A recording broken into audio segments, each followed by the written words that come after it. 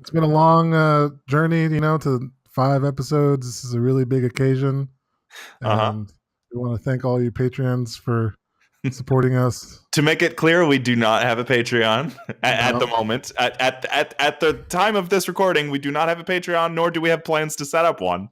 But maybe we do at some point in the future. Who knows? you can can that audio though for when one day we get to like 100. When we do have Patreons. You know what? Just go ahead and Google Good Games Patreon just to see if it exists. Because who knows? Maybe it will at some point in the future. It Yeah, probably won't. probably won't.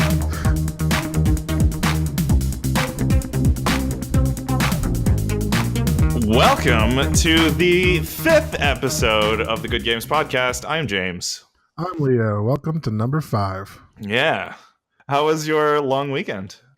It was surprisingly uneventful. Okay. Actually, we had this conversation. Me and Taryn talked about how we feel like we're getting a lot older now and stuff because everyone's sharing on social media about, traveling to the beach or the lake or doing whatever cool stuff outside.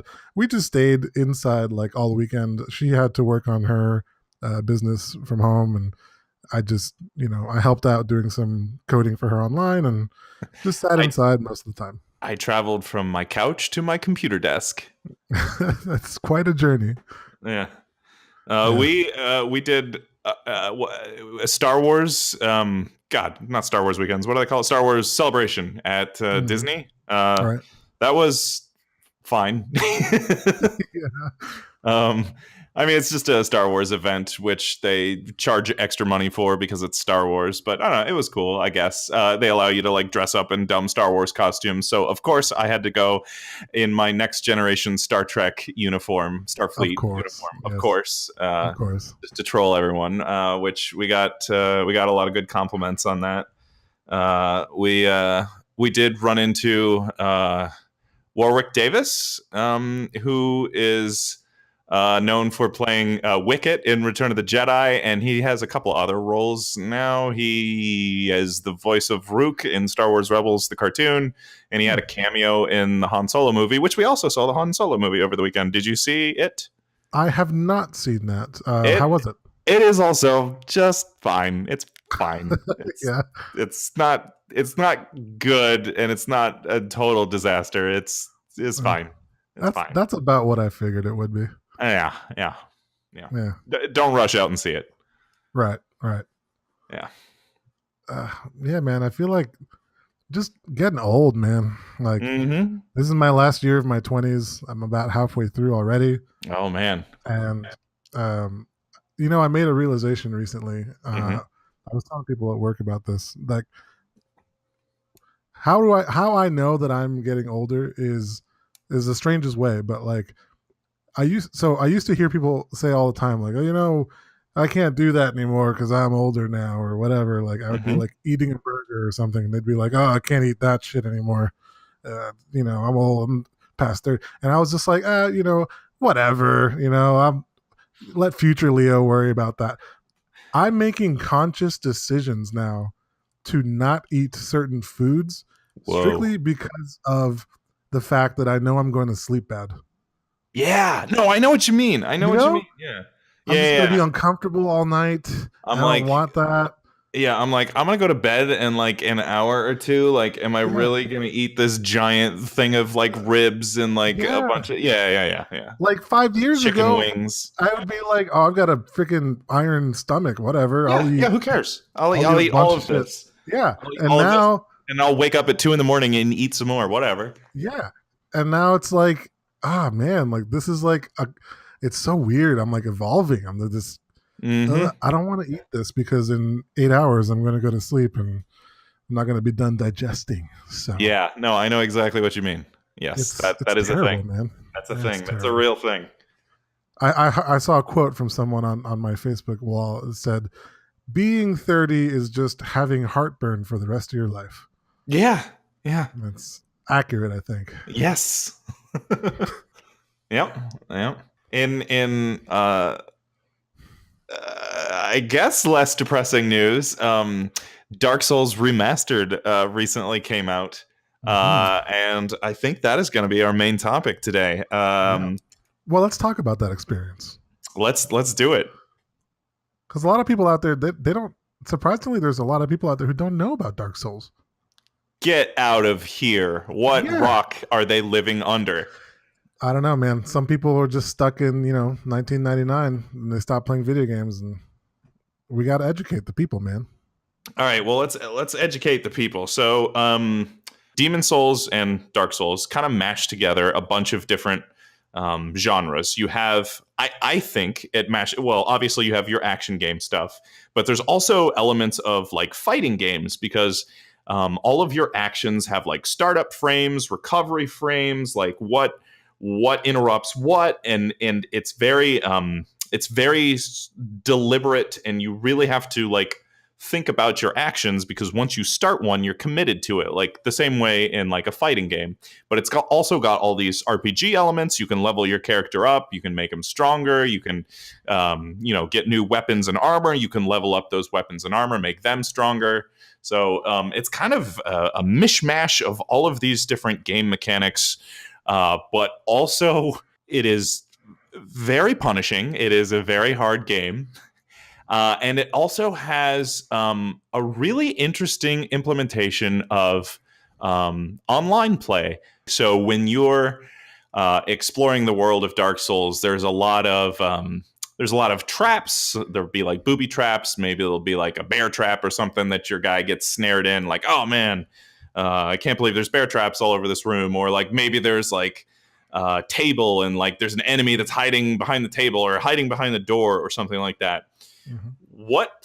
What players online can do is they can leave like messages that are scrawled like in the floor of the game, like glowing messages that permeate to different players. So like if you're on a server and somebody leaves a message, that message is viewable by any other player. So you can leave messages like, hey, watch out, trap ahead, or like enemy approaching from, and you leave the note by the door like, hey, there's an enemy here, like beware. So it was just a very interesting implementation of online play in a way I hadn't seen before. You can leave like helpful messages or trolling messages, like, hey, there's a secret ahead, and then just leave it next to a wall, and then players will just drive themselves crazy trying to figure out where the secret is that doesn't actually exist. Yeah, that's what made it really unique because I think the key thing to remember is that anything can kill you really, really fast in this game. Mm-hmm. Like death feels very important. Like if you are kind of traversing an area that you haven't safely found like a safe haven for, if you die there, you're gonna be upset. So when you see these messages from people that say like trap ahead, and you don't know if they're trolling or if they're being serious, it adds. This game is just very stressful. That's how I would describe it. But that multiplayer aspect added like a layer of stress and sometimes humor when you found out, oh, they're just joking around or just trolling or whatever. I think the other interesting thing it does is the way it implements the RPG mechanics. So like in most RPGs, you get like experience points, and after you get, a certain number of experience points, your character levels up and becomes stronger, right? Right. And Dark Souls, you get souls, which are the equivalent of experience points. But you can only use your souls to level up when you're at a safe point, which in Dark Souls are called bonfires. So you can only spend those souls when you've reached a safe point, which in the first Dark Souls, those bonfires are few and far between. Yeah. Like that seems like it kind of sucks, right? But the trade-off that Dark Souls makes is every time you die, you drop all of your souls. And if you can make it back to where you died last, you can pick up all your souls, all your experience points, and still get to keep them as long as you don't die again on the way there. Keeping in mind that every time you respawn at your bonfire, all of the enemies that you killed respawn as well. Yes. Yeah. So it kind of creates an interesting like a risk reward sort of thing when you're exploring a new area and you have a whole lot of souls built up. You're like, oh man, do I want to keep pressing on into the unknown even though I have a whole lot of experience? or do I want to play it safe, double back, level up, but knowing that if I do that, I'm going to have to fight my way all the way back to where I am now. So stressful. It's stressing me out just thinking about it right now. I love it. I can't tell you how many times you just saw a naked Leo running through a crowd of enemies trying to get to his body that he's, dropped all his souls, to pick him back up just to get back to the bonfire. And like, I'm getting my souls, damn it, So now, what are your thoughts on this game as a whole? What has been your experience with Dark Souls? What's your relationship with this game? It's a little bit love-hate. Okay. I understand why the game is so loved. I generally like it, but it really stresses me out. I can't play the game for long periods of time. I just can't. I've never beaten a single Dark Souls, a single one. Oh, okay. Yeah, I got pretty far in the first one, maybe like second half of the game. Oh, wow. And that's it. The second one, I got far enough to learn all the memes about the sun. That's more in the first one. Oh, was that the first one? Whatever. Who knows, man? The point is, like, I love, me, I love swords and I love knights and stuff. So yeah, I love the fighting. I love the RPG concept, and I do love that it's difficult. It's just they do it so well that I just get so much adrenaline. I can't handle it. I can't play through these games for more than a few hours. It is really stressful. I will say this: the greatest feeling in these games, and they've done this better than I think most games ever have. It is when you get into these boss fights. I mean, you work so hard to get a freaking, to defeat a boss, which they stay dead, which is good, and then it could take try after try after try. It's so difficult, and then when you finally kill a boss, like that feeling is, I don't think there's anything else that matches it. It's unparalleled. Like the accomplishment you feel in Dark Souls, I've never felt that. Like not even close from any other game. It's just like you did because okay, the first time you encounter a boss in Dark Souls, right? That like learning experience, the first time you encounter a boss, like you're like running up, you're like, okay, what does this boss do? And then he just sticks out some like BS, like he just stomps your face in and you just die and you're like, oh no. Yeah. And then like you just keep doing that over and over again. And like the first part of a boss encounter, you're like, this is impossible. This is absolutely impossible. I have no idea how I'm ever going to do this. And then when you finally, like 30 tries later, when you pull it off, you're like, yes, I am the man. Like I am on top of a mountain. Like I am untouchable. I am the best Dark Souls player. Like that feeling is so good. I know. See, but I just can't handle all those highs and lows, man. My heart can't take it. So, I think it's funny how there's always that one try. Like you've died 8 times trying to kill this boss. You've learned all of his, attacks and his patterns, and you've learned how to use the environment to your advantage. And then you've got him like, just a sliver of health, and then he busts out this new move that you haven't seen like all of the other iterations of, and kills you in like one hit. It's just it's good, but I mean, this game. Also, Dark Souls just loves to troll you, loves to punish you. So, like if you play the first Dark Souls, one of the first bosses that is basically the gatekeeper to the rest of the game. It is what separates the people that are never going to beat Dark Souls from the people that will probably beat Dark Souls, and that is the 2 gargoyles on top of the church, the bell gargoyles. Oh yeah, I beat those guys. Because what happens is you go through that whole thing. You're fighting the gargoyles. You're learning the patterns. He throws out some moves. He can knock you off the church in one hit. You're just dead. You're done. So you're dealing with that. You're getting him down. You've almost killed him. And then another gargoyle comes. And you're fighting 2 of them at the same time. That is like the perfect example of Dark Souls just giving you the middle finger. Like, oh yeah, you think you're close? Here's, we're going to make it doubly hard now. For some reason, I remember that fight specifically because was there like some sort of mechanic in the game? I'm trying to remember now Wasn't there like where you can have like heroes or something like go with you? Yeah, absolutely. And that's the other thing the online play does that's really interesting. So you can summon other players to come help you fight a boss if you're getting stuck and you're, whatever, if you need some help with a boss or a particular level, you can bring in some more online players and you can play the game co-op. But in order to do that, you have to use a an item that has it's sort of hard to find and it's in a limited quantity.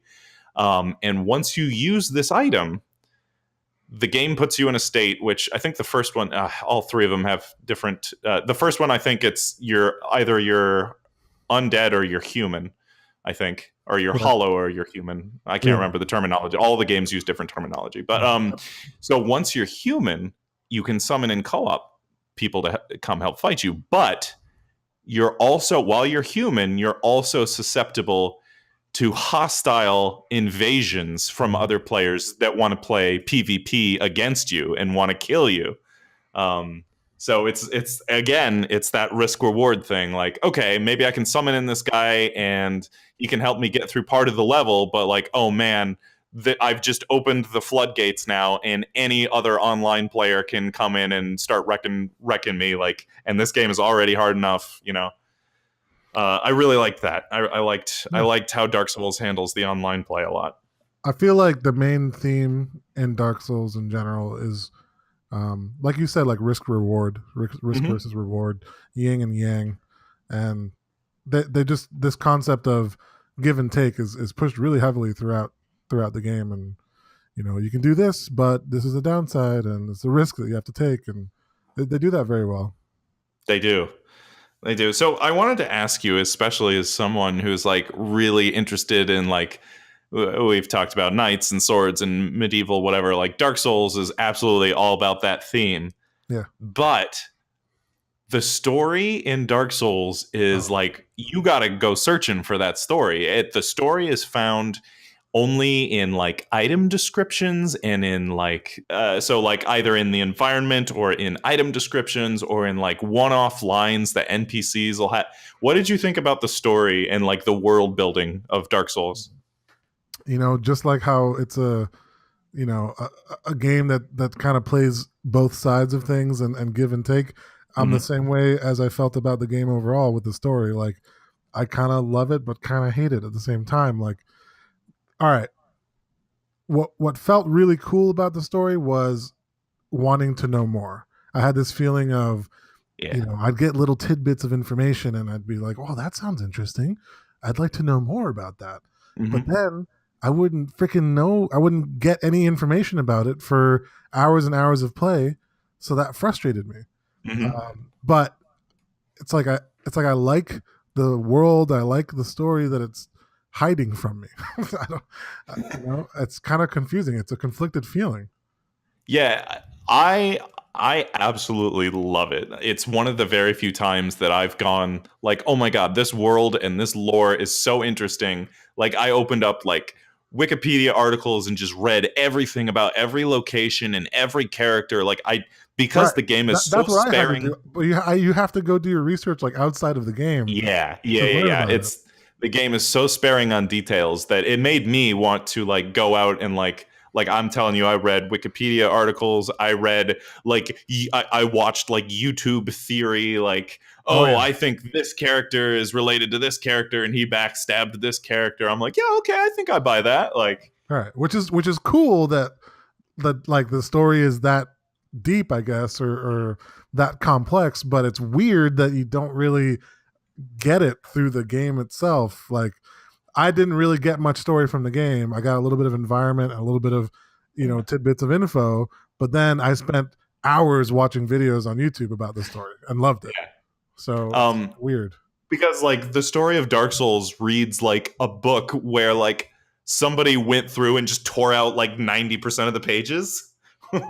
which Yeah. which you think would be terrible, but like it allows you as the player to like fill in the gaps with your imagination, with your own theories, Or if you like really want to go crazy, you can get online, open up a wiki article, watch some YouTube videos, whatever. I don't know. I loved the way the story is handled in Dark Souls. Well, and it works as motivation for the player to want to continue the game and try to get more, small tidbits of info. Mm-hmm.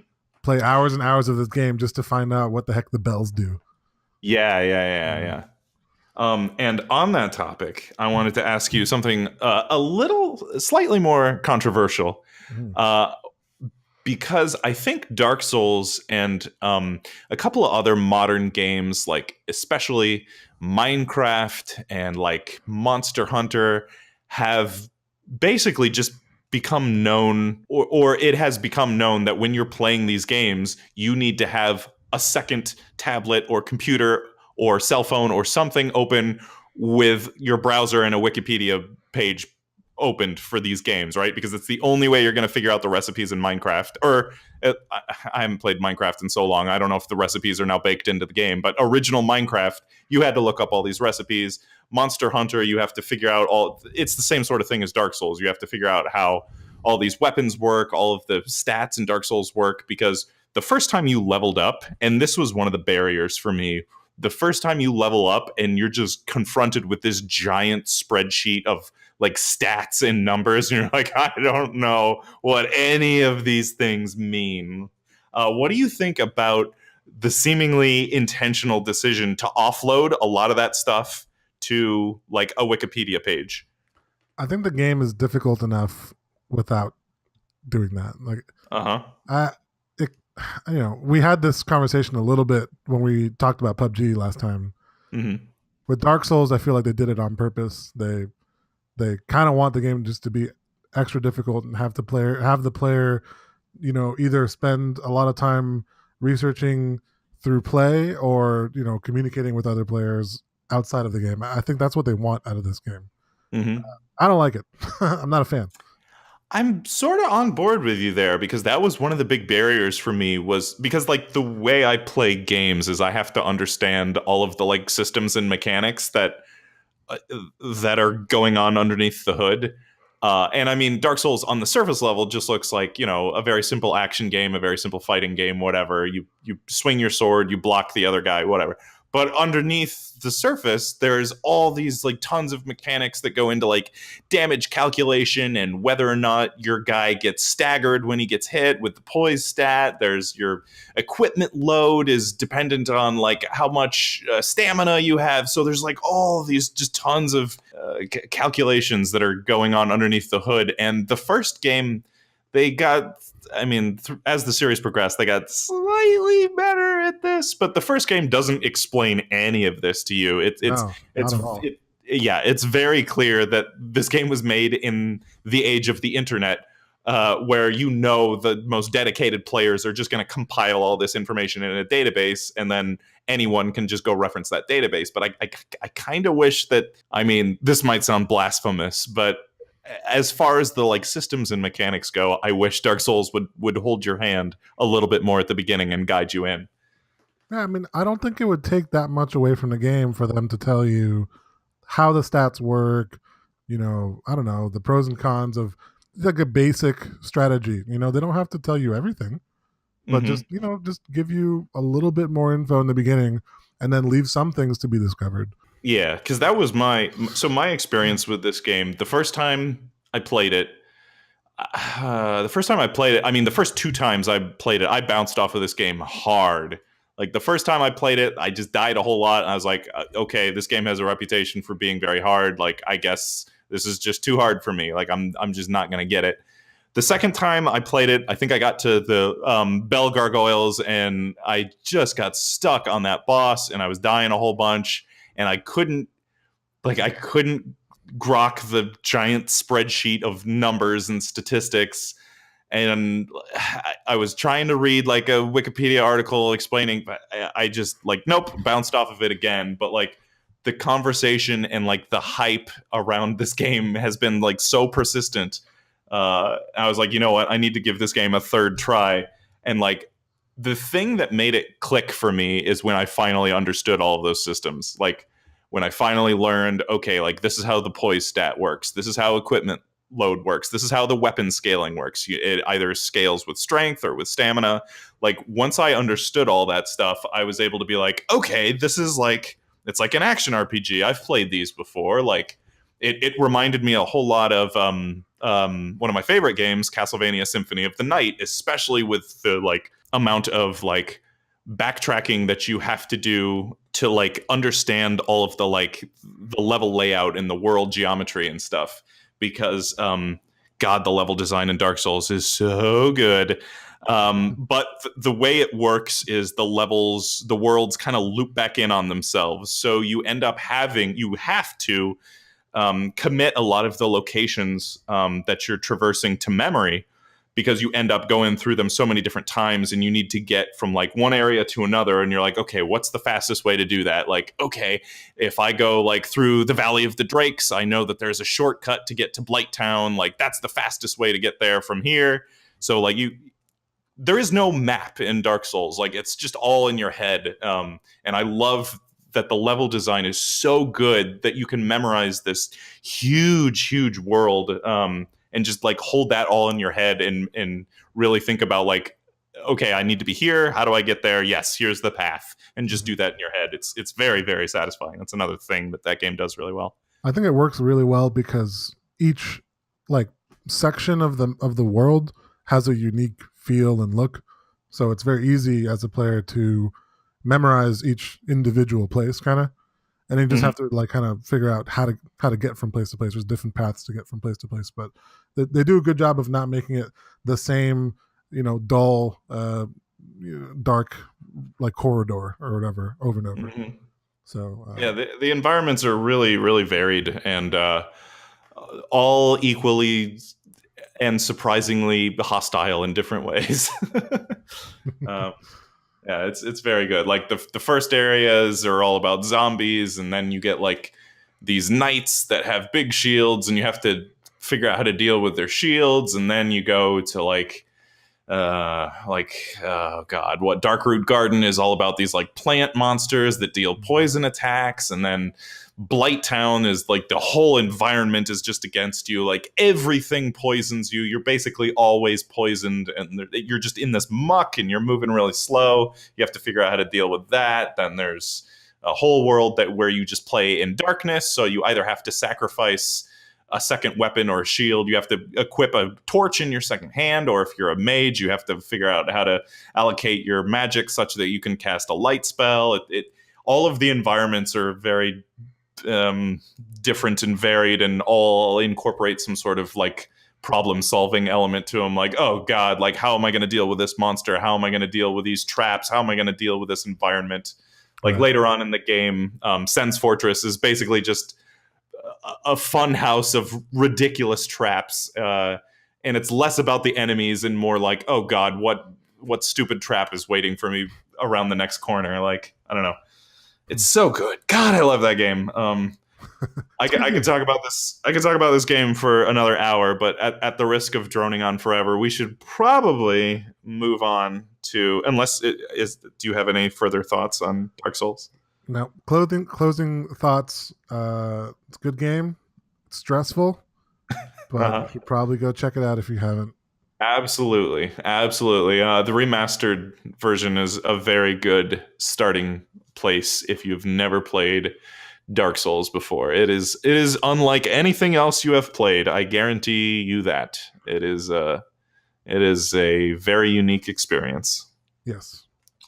So to tie in with Dark Souls, today our top 5 countdown is going to be our top 5 favorite hard games. Very hard, difficult games. So difficult. Okay, number 5 of my favorite difficult games we've just finished talking about for about 35 minutes. It is Dark Souls. It's it without a doubt, even though it's stressful as hell and I've never beaten it, I can't put aside just what this game is in the video game industry. It's a very well designed game. My favorite part about the game, really, we didn't even touch on yet, was all the memes. There's so many memes, you know. So like, There are. like you can't not play this game because there's like you have to understand what people are talking about. Um, Yeah. and yeah, they make me laugh. And yeah, that's a very difficult game, but well designed. And we've already talked about it for 35 minutes. So I've played that game inside and out, and I still don't understand some of the memes. yeah, no, I mean, some of them are as cryptic as the story itself. I'm still not totally sure why Praise the Sun became so popular. I don't know, but like my favorite part was just going through the game and finding notes from other players that said "Praise the sun" up ahead, and I'm like, "What?" I think that's why it became so popular, is just because it's one of the pre-made phrases that you can leave, and it's just kind of nonsense. Yeah, So like people would just leave "Praise the Sun" everywhere. yeah. Oh man. My number 5 favorite difficult game is 2012's Hotline Miami. Did you get a chance to play this? Oh, of course. Yeah, I love the Hotline Miami. God, that is a hard. That is kind of a hard game. I never really. Oh, it is a very hard game. So to explain Hotline Miami, it's sort of an action game, but whereas in Dark Souls you go for like a very long time, and the part that is stressful is the risk of dying and losing your progress. Hotline Miami is like it's a top-down shooter. It's a 2D top-down shooter, but it's all about like twitch reflexes, and like you got to open a door, shoot a guy, then like throw your gun across the room, hit another guy, steal his gun, punch another guy out. You have to do all these things really quickly. It's more about twitch reflexes and reactions, being able to read the level and understand where your opponents are, what their patterns are, where they're going to come from, what you need to do to take out certain opponents. That's Hotline Miami. It was also, when that game released in 2012, I had never heard video game music like the music in Hotline Miami. I was like, whoa, like games can, so good. I was like, video games can sound like this? Like, whoa. That music was like so revolutionary, and it's still a very good soundtrack. I listen to it all the time, and like God, just the audio visual presentation. It's just like the way the visuals are. It's just weird and freaky and psychedelic, and fits in with the story. The story is also very abstract and psychedelic and just weird and out there. It's a very aesthetically unique game. Very good game. Hotline Miami. Yeah, that's a good one. Okay, my number 4 was so difficult that I don't even really know much about it. But but I do know that I spent hours in the game. Mm-hmm. My number 4 is Myst. Oh, that's a good one. Yeah. So let me explain to you what I did for hours playing Myst. I was a young boy. This might need some, like I was a young boy playing the Myst series for the first time.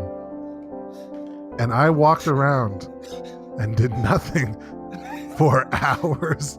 Like really, like this game was often seen in school classrooms or something. Like the teacher would have it on their computer in the classroom or something. I don't remember how I played it, but this game, talk about a game that has bits and pieces of story throughout the environment. There was like random notes or books that would have hints at some underlying tale, and everything was a puzzle. Like in order to progress in the game at all, you had to figure out these super complex puzzles, and you'd have to walk long distances from them.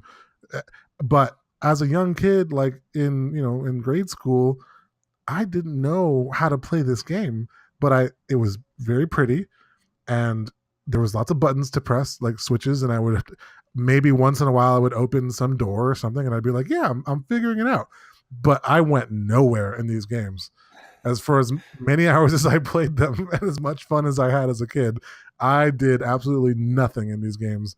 But they were a lot of fun and they were really freaking difficult. So they were. I spent a ton of time. That's a really good pick. For some reason, Myst never occurred to me. I like Myst. I think as time has gone on, I'm not sure how well that game has aged as time has gone on. Yeah. I like its sequel a lot better. The sequel is probably not as popular and doesn't get talked about as much, but Riven is extremely well. I mean, it's the same sort of game as Myst, but uh, it's a little bit less pixel hunty than Myst is, because Myst is a lot about just like clicking everywhere and Just seeing like, about, oh, yeah. I can click this, so haha. Like yeah. Riven has a little bit less of that, and a little bit more of like really testing you to see if you understand what the world is about. That's another game that does environmental storytelling. Maybe as good as or better than any other video game I've played. Yeah, Yeah. I think that's the main reason I played the games. Well, I don't know which ones I like. I think I played mostly the original one, but that main reason I did was because you would find these little tidbits of story, and it'd be little books or manuscripts or whatever.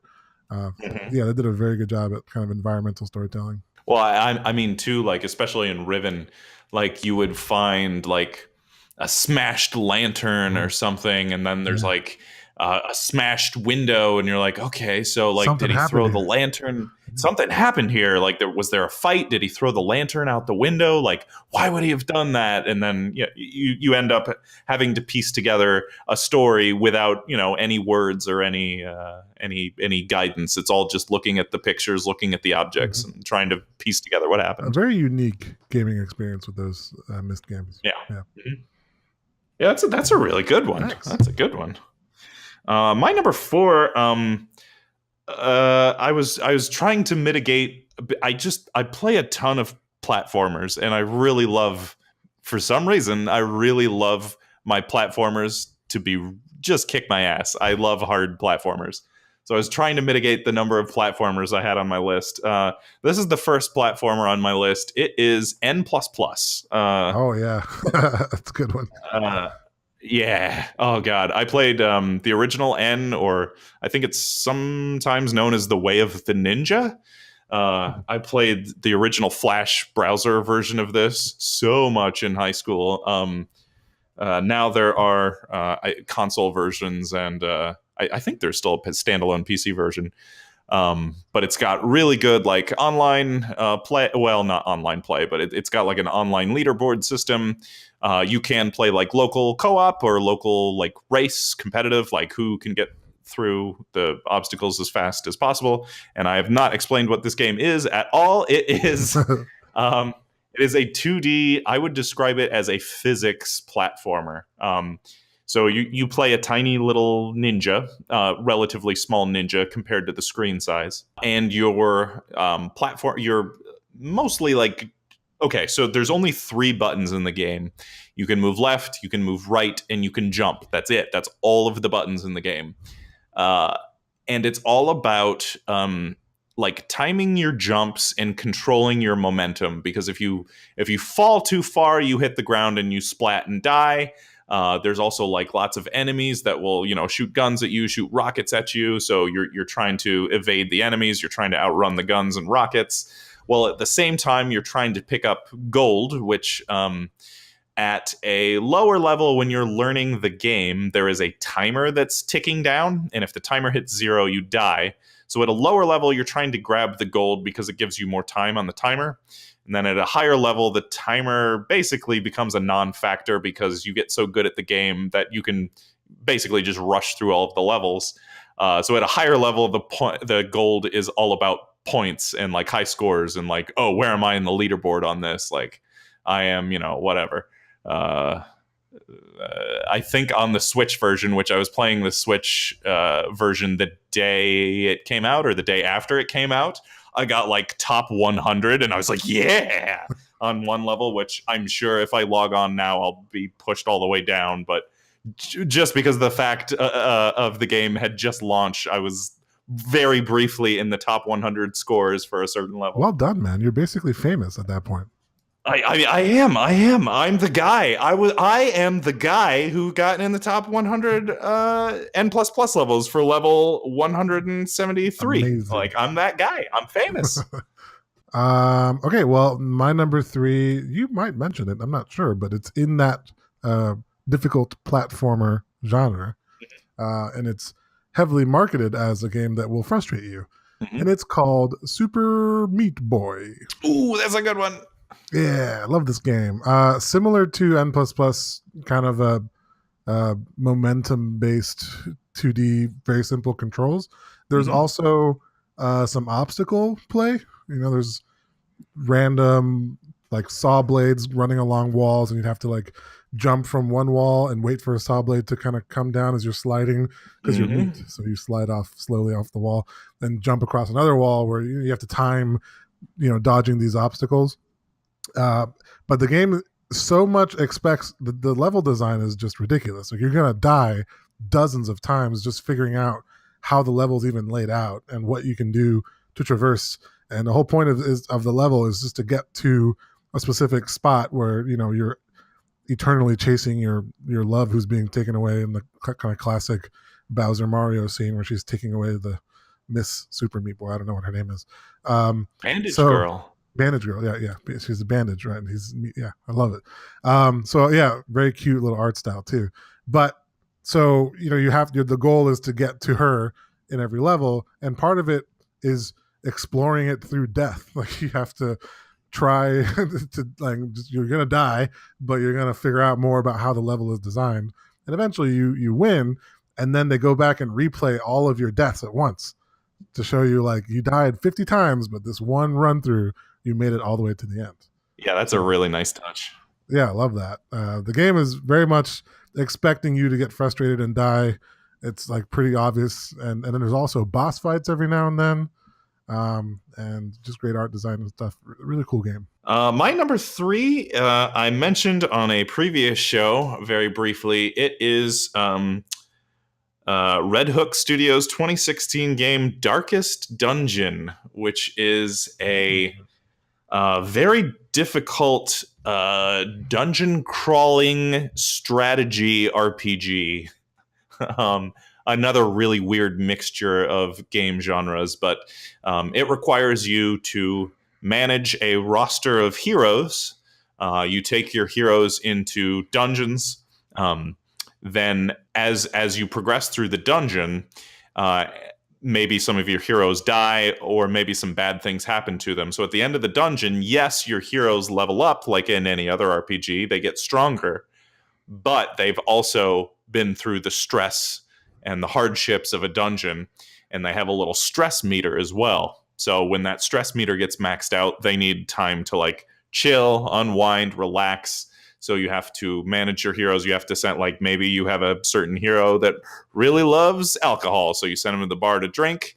Maybe you have a hero that really loves, I don't know, to pray, so you send them like to church, and that's how they relieve their stress. It solves the problem that a lot of RPGs have. That is like, why wouldn't I just always take my favorite characters, which are also my strongest characters? Why wouldn't I just use the same 4 or 5 people over and over and over again? You can't do that in Darkest Dungeon because it has permadeath and your characters will die, but also they get stressed out, and you have to give your people time to rest and recover from a dungeon, which means you have to send other people into the dungeon. Which may or may not be your best people. And then in that dungeon, it's like typical turn-based combat, but all of like the positioning of your units and the turns that they execute their moves in are really important. So there's like a puzzle-solving like strategy aspect of that you also have to think through. That's Darkest Dungeon. I haven't played that, but hearing you talk about it, I kind of want to go check it out now. It's good. It's hard. It is extremely hard and very punishing. I'm going to say I've put probably close to 50 hours into various playthroughs of Darkest Dungeon. I've done two playthroughs on PC and 1 playthrough on Switch, and I've never beaten the game. Wow. That's a lot for you. There's a lot of games you will beat. Yeah, no, it's hard. That game is tough. Interesting. Yeah, I might have to check that out. Okay, so my number 2, I enjoyed very heavily, and it is kind of platformer, but also kind of a roguelike, and it is called Rogue Legacy. Ooh, another great one. Yes. Yeah, love this game. First of all, it's got knights and castles, so you've hooked me in already. You've got Uh huh. swords and all that. The game is friggin' difficult, and again, you are expected to die a lot.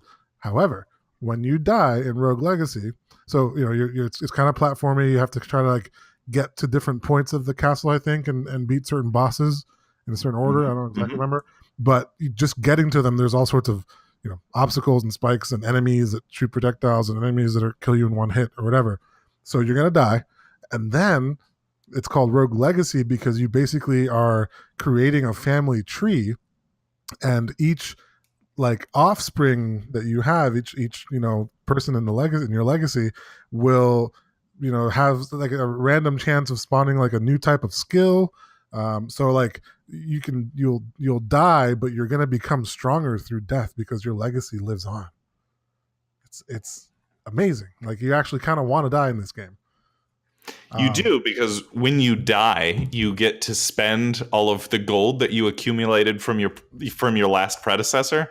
So every time you die, you're spending your gold, you're buying new armor, you're buying new weapons, you're becoming stronger. But the other thing I love about Rogue Legacy is that all of your children, each time you die, your child has new quirks, yeah, which may affect your gameplay.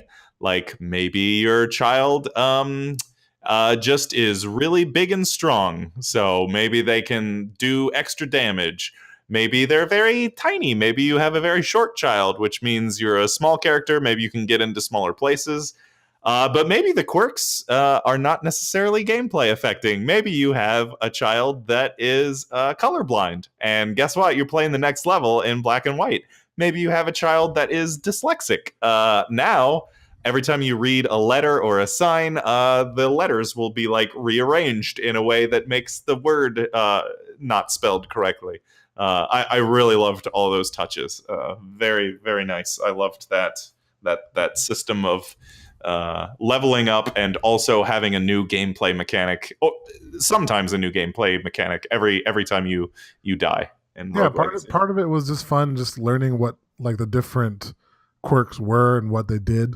Some of them gave you interesting new abilities or different stats or whatever. And part of it was just kind of learning, oh, what does this character do? So that's got to be one of the games I've played through technically the most. Talk about replayability. Yeah, yeah. God, both Rogue Legacy and Super Meat Boy were on early drafts of my top 5 favorite hard games, and I ended up cutting both of them because I decided I had too many platformers. Uh, Because my number 2 game is also a platformer, and it edges out just barely. It's going to edge out both of these other platformers. This game also had a re-release this year, similar to Dark Souls. That is Donkey Kong Country Tropical Freeze. oh my god, that was such a hard game.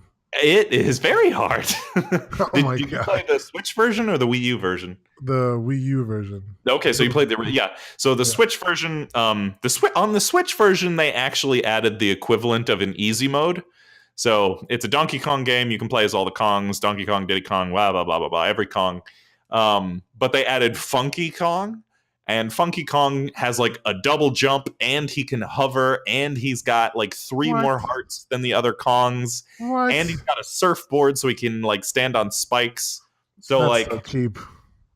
yeah, so but the game makes it clear when you pick Funky Kong, it's like this is like easy mode for babies. Like, are you sure you want to play Funky Kong? Like, but I did like that option is there for like kids who just want to, they just want to play through the game and experience it or whatever.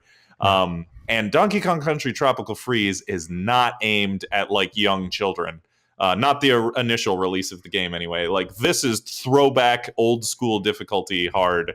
This is, I would say, arguably harder than the original Donkey Kong Country games for the Super Nintendo, Which of are which very hard. yes, of which those are very hard. I love those games very much. I might actually like Tropical Freeze better. No. Yes, it's so good. Soundtrack is A plus. Same composer is it's the same composer that he was involved with all three. Mhm. That's David Wise, who has kind of become known for his Donkey Kong compositions. God, the Tropical Freeze soundtrack is so good. Donkey Kong Country Tropical Freeze, the original is on Wii U. The remake, remaster, whatever we're going to call it, is on Switch. It is hard and it is good. Cool. I didn't realize that they re-released it for Switch. I might have to pick that up. Yep, it's good. Cool. So we are at number 1, aren't we? Number 1. Number 1 is not a platformer for me. Maybe. Kind of. I don't know. You might remember this game. We played a lot of it in college. Oh. And it was originally just like a Flash game. In fact, you can go to the website to go play it right now, all you listening out there. Go to impossiblegame.org. That's it. It's called The Impossible Game. Do you remember this game? Oh my God, I remember this. This is yes. a game where your character is just a square. Yeah. And you don't have any control of the square except that you jump. But your jump is kind of, pre-programmed height and time that takes to go from, up and down. And you have to jump over spikes and you have to jump on little platform squares. And anything will kill you in you have to have pixel precision to jump over a spike and land on the other side of it. And God forbid if they put 2 spikes together side by side, you have to time your jump perfectly, but you don't get to control your left and right movement. You're just moving constantly to the right at a tempo dictated by this super catchy tune. You know what? Hold on. Let's just pause the podcast. Here comes the Impossible Game soundtrack. I feel it coming. I forgot about this game a little bit. This was one of the early Xbox Live Arcade hits, if I remember correctly. Yeah, that's right. It was on Xbox Live. Oh man, I totally forgot about that actually. The Xbox Live Arcade, yep. It was one of the early big hits for the Xbox Live Arcade. Yeah, this is even like, if you don't like games with a lot of buttons, you can play N++, you can play Super Meat Boy. There are literally 3 buttons in those games. This is even simpler. There's only 1 button, but this game is hard. I feel that soundtrack coming. It's you're gonna cut this amount of not talking out. 1 second. Okay, I can just splice it in the editing process. Okay. Oh yeah. All right. Let's do that. Okay. So we're hearing the music right now. Whoa! Through the magic of editing. It's so good. Wow. This is the music that you moved in the game to, and it's so catchy. Wow. It's so catchy. I can hear it right now. Right here. I like this part. That part. Right yep. Yeah. Yes, it's so good. Yeah. That is also my favorite part. Actually, right there. Oh, right that's a good one. there. That's a good part. That's my favorite. The tempo and the beats and the rhythm. It's awesome. Yes. Very much the tempo, beats, and rhythm. But seriously, this game was impossible. I remember, like, it tells you how many attempts you've made, like on the top right. And I remember that, like, we played the crap out of this game for like several weeks. And the fact that you could actually build up like hundreds of attempts and still want to try to get through the level and the stage was quite impeccable. But the game is totally impossible. I'd like to see. I mean, I'm sure someone out there has done it, but you can play it like on your browser. So check it out. Impossible Game. The Impossible Game. My number 1, you probably have already guessed, is From Software's 2011 masterpiece, Dark Souls. Boom. So this has like wormed its way into like my pantheon of all-time favorite games. It did not start there. We had a rocky start. Me and Dark Souls did. I told you I bounced off of this game twice. It took a third attempt to play this game before it just really hit me like, oh, that's what this game is. Now I get it. Now I see why people love this game so much. Now I get why it's popular. The satisfaction, like Leo was saying, the satisfaction you get from Okay, there is a specific moment I have from the first Dark Souls.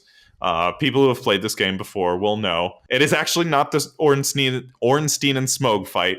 I swear, hand to God, I swear to God, I beat Ornstein and Smough on like my third try. I was just like, okay, beat him. Like that wasn't that hard. I I I still don't. I mean, I know that they have a reputation for being just the most absurdly difficult boss fight. I promise you, I somehow beat that boss on like my third try. No, the moment for me in Dark Souls was the New Londo ruins.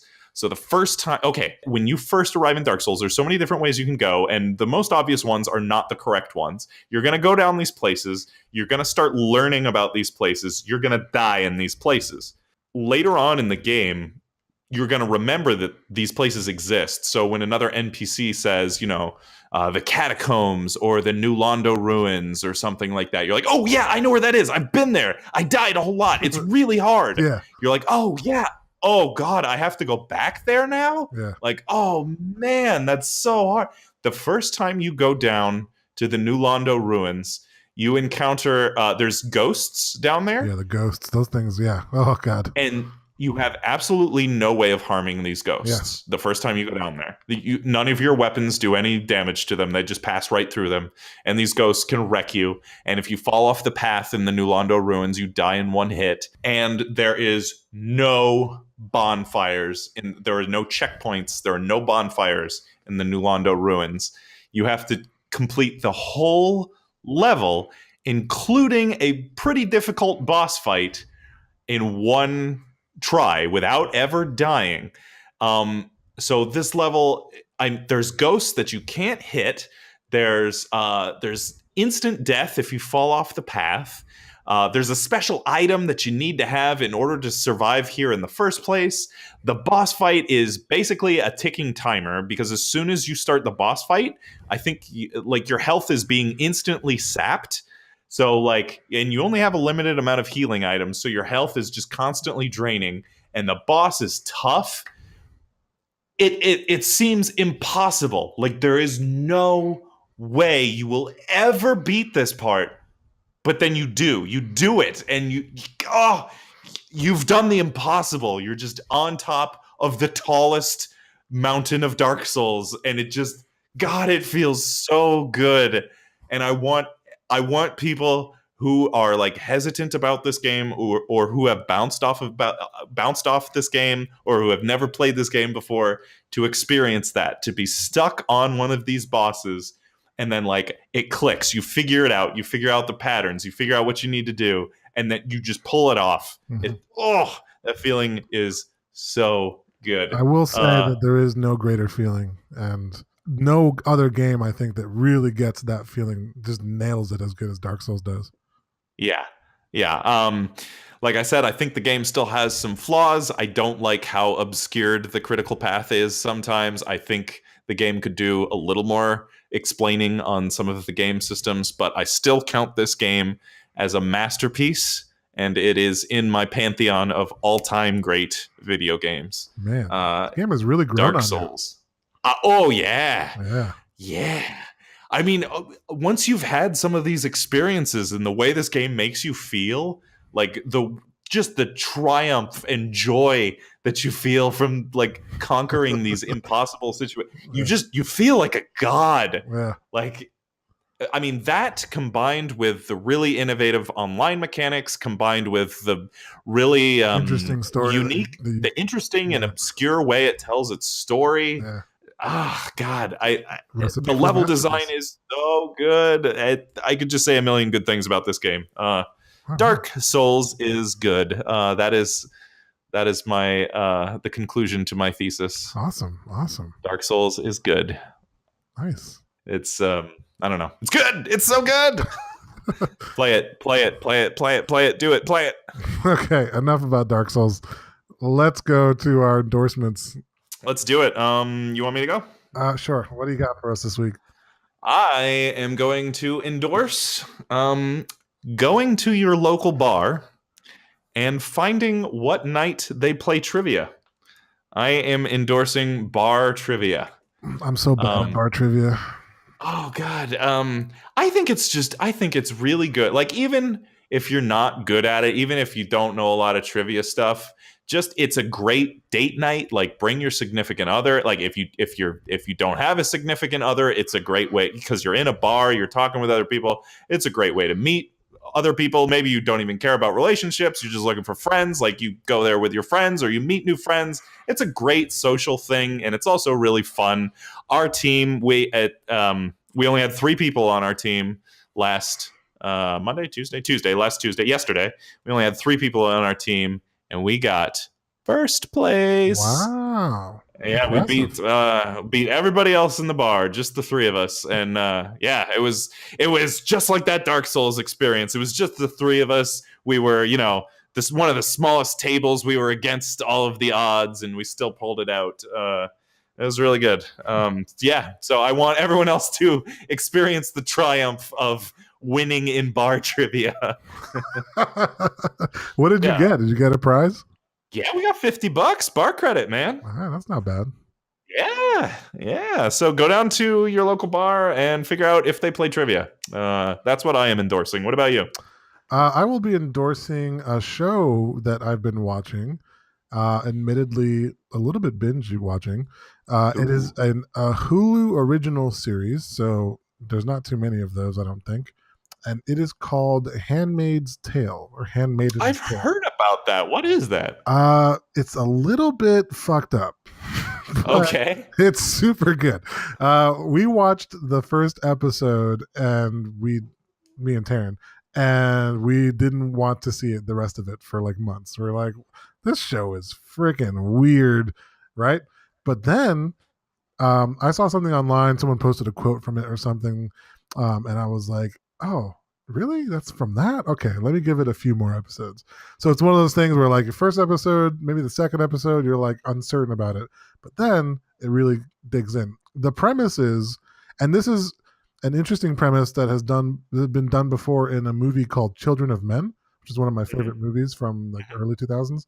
Um, the concept is that in the future fertility is on the decline or basically almost entirely gone. So in this setting, in Handmaid's Tale, there's countries like there's that basically for years have not had a healthy child born. But there are a few fertile women, I guess, that are still around, and there's this kind of bad organizational government thing that has actually taken over the U.S. of America and has kind of reduced everything into this old timey, almost like Quaker religious world where like they don't use a lot of technology. They use like old school. They still have cars and stuff, but like they're very old timey. Like their clothes is like all like hand sewn, and the inside the homes, I don't think they have like TVs or anything. And then like once a month, these fertile women are like they're kept in like the attic, and they're like called the handmaids, and they have to like do it with the head of the household, who's a dude, Mhm. so that because they're fertile, they're like the only ones in the world that are. The idea is that they can still, you know, progress the human race through these women, but it's like they're being forced to do it. These are not women who are volunteering to have sex with strangers. Like, so it's kind of weird. It's kind of messed up. Yeah, that does sound pretty fucked up. It is really weird, but there's this obviously it's kind of a story of you know surviving kind of and it's trying to escape this situation, and stuff happens, and it gets really cool. So yeah, it's got a lot of great reviews out there, so don't take my word for it. Check it out, do your research. But it's definitely not one for the faint-hearted, but it is a very interesting show, and it is on season 2 now. I think is actually happening right now. So Ooh. but you can watch all of season 1 and season 2 on Hulu. Okay. A Handmaid's Tale. Yeah, yeah, real Very good show. nice. All right. So our next show might be a day or two behind normal. I guess we haven't really established a regular posting schedule, but we are planning to do a E3 recap show for our next episode. Yeah. So at some point after E3, check our feed for the next episode. We're going to be talking about all the stuff that happened at E3 and our favorite announcements and our top 5 games that we are most excited for that are coming soon, hopefully. I'm pumped. So yeah, that'll be our next episode. So until then, I have been James for the Good Games podcast. And I'm Leo. And we will see you next time. See ya. Music. Yeah, I like this part too. Yeah, music. Yeah, I every time we talk about Dark Souls, I tend to get into a rant about how good it is. Like a Dark Souls, like, you know, some sort of what's the church people? Priest, saint. I'm a Dark Souls evangelist. Evangelist. Yeah. Yes, you're a Dark Souls evangelist. Yeah, play Dark Souls. Have you heard the news? Dark Souls is good. You should play Dark Souls. Excuse me, sir. Have you heard about our Lord Solaire? Praise the sun.